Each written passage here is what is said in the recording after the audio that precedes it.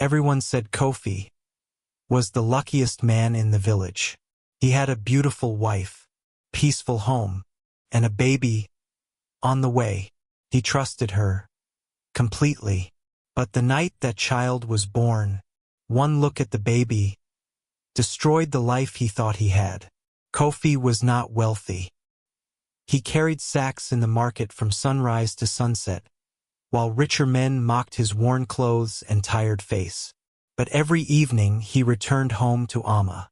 She welcomed him with warm water, served his food, rubbed the pain from his shoulders. Each night, she whispered, "One day, all the suffering will end." Kofi believed her, because when a poor man is loved sincerely, he feels richer than kings. They had been married 3 years, with no child. People talked.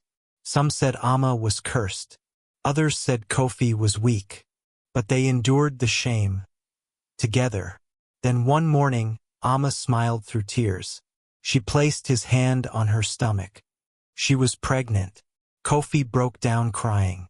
Not from sadness, from relief. At last, heaven had remembered them. From that day forward, Kofi became obsessed with providing. He worked double shifts, guarded empty shops at night, skipped meals to save money, sold the only goat he owned. He bought baby clothes, a cradle, a soft blue blanket Amma once admired in the market.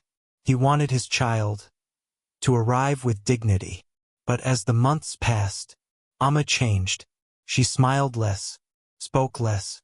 Sometimes Kofi entered the room and saw her hide folded papers. Sometimes he caught her crying alone. Once she asked, "If someone made one terrible mistake, can love survive it?" Kofi laughed softly. "What mistake could destroy us?" Amma lowered her eyes and said nothing. Then one violent rainy night, her labor began. Women rushed into the room. Kofi waited outside under the leaking roof, trembling with fear and joy. He prayed harder than ever before. Hours dragged by. Then suddenly, a baby cried. Kofi smiled so hard. It hurt. He rushed toward the room. But the old midwife blocked the doorway. Her face was heavy, not joyful. She slowly stepped aside. "Go in." Amma lay sweating, tears streaming down her face. Beside her, wrapped in cloth, was the child. Kofi stepped closer, then froze. The baby was light-skinned, with pale hair, eyes unlike either of them. Silence swallowed the room. Kofi looked at the child, then at Amma, then back again. His lips moved, but no sound came out. He trusted her, defended her, starved for her, bled for her. And now, strangers watched him learn the truth, without a single word being spoken. Amma reached for him. "Kofi, please listen." He stepped back. "Whose child is this?" She broke down. "It happened once. I was afraid. I did not know how to tell you." Kofi staggered backward like a wounded man. One betrayal can destroy 1,000 acts of loyalty. By sunrise, the whole village knew. Neighbors whispered outside. Men shook their heads. Women pretended to pity him while enjoying the story. Kofi walked past them all, in silence, past the market, past the farms, past the river. No one knew where he went. He did not return for 3 days. When he finally came back, he was calm, too calm. Amma sat inside holding the baby, eyes swollen from crying. Kofi entered, sat down, and said quietly, "Give me the child." She stared at him. "What? Give me the child." With trembling hands, she obeyed. He looked at the innocent face.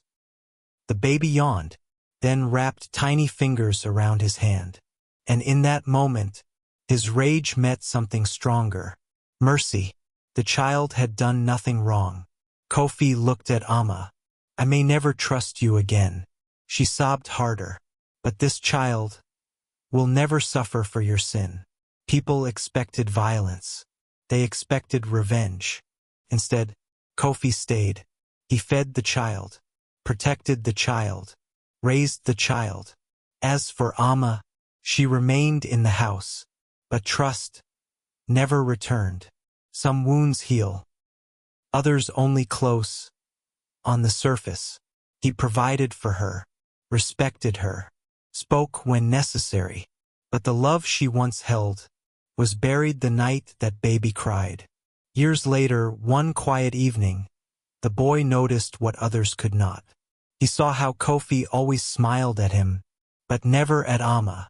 So he asked softly, "Father, why do you always look sad?" When mother smiles, the room fell silent. Kofi kept his eyes on the fire, then said, "Because some people can remain in your house long after they have left your soul." Amma heard every word and wept where no one could comfort her. On the boy's 18th birthday, he found an old letter hidden in Amma's wooden box. A confession, the truth about his birth. That night, he walked to Kofi in silence. "Is it true?" Kofi looked into the fire, then nodded. The boy's voice trembled. "Why did you never tell me?" Kofi answered, "Because blood may create a child, but sacrifice creates a father." The young man fell to his knees and wept. Amma stood in the doorway, knowing she had betrayed two men. With one lie, the child was born that night, but trust was the one that never survived. Subscribe for more unforgettable stories of betrayal, pain, and truth.